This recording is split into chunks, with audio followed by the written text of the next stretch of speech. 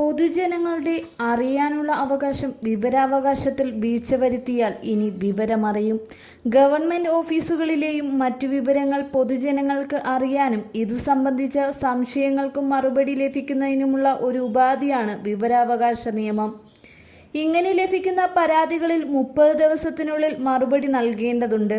ഹർജിക്കാരന്റെ ജീവനും സ്വാതന്ത്ര്യവും സംബന്ധിച്ച വിഷയമാണെങ്കിൽ 48 മണിക്കൂറിനുള്ളിൽ വിവരങ്ങൾ നൽകണം.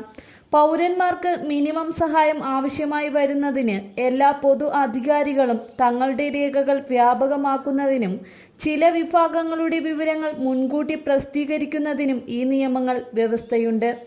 എന്നാൽ വിവരാവകാശ നിയമത്തിൽ ലഭിക്കുന്ന അപേക്ഷകളിൽ നടപടി വൈകിയാൽ ഇനി പണി കിട്ടും.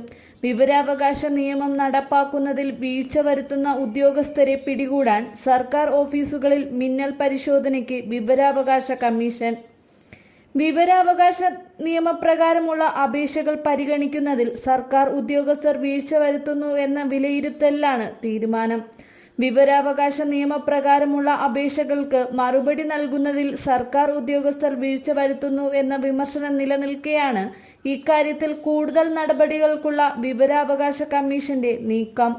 സംസ്ഥാനത്തെ എല്ലാ ഓഫീസുകളിലും വിവരാവകാശ ഓഫീസർമാർ മിന്നൽ പരിശോധന നടത്തും. കളക്ടറേറ്റുകളിലായിരിക്കും ആദ്യ പരിശോധന. കൃത്യമായ മറുപടികൾ ലഭിക്കാത്തതുകൊണ്ടും മറുപടി വൈകുന്നത് മൂലവും വിവരാവകാശ അപേക്ഷയിൽ അപ്പീലുകളുടെ എണ്ണം കൂടിയിട്ടുണ്ട്. വിവരശേഖരണത്തിന്റെ ആദ്യഘട്ടം 5 ദിവസത്തിനുള്ളിൽ പൂർത്തിയാക്കണം. തെറ്റിദ്ധരിപ്പിക്കുന്ന രീതിയിലോ അപൂർണമായോ ആണ് വിവരം നൽകിയതെന്ന് ബോധ്യപ്പെട്ടാൽ ഉദ്യോഗസ്ഥരിൽ നിന്ന് പിഴ ഈടാക്കുന്നതടക്കമുള്ള നടപടികളും ഉണ്ടാകും. ഉദ്യോഗസ്ഥരുടെ ഇറങ്ങിപ്പോക്കിന് ഇനി പരിഹാരമുണ്ടാകും.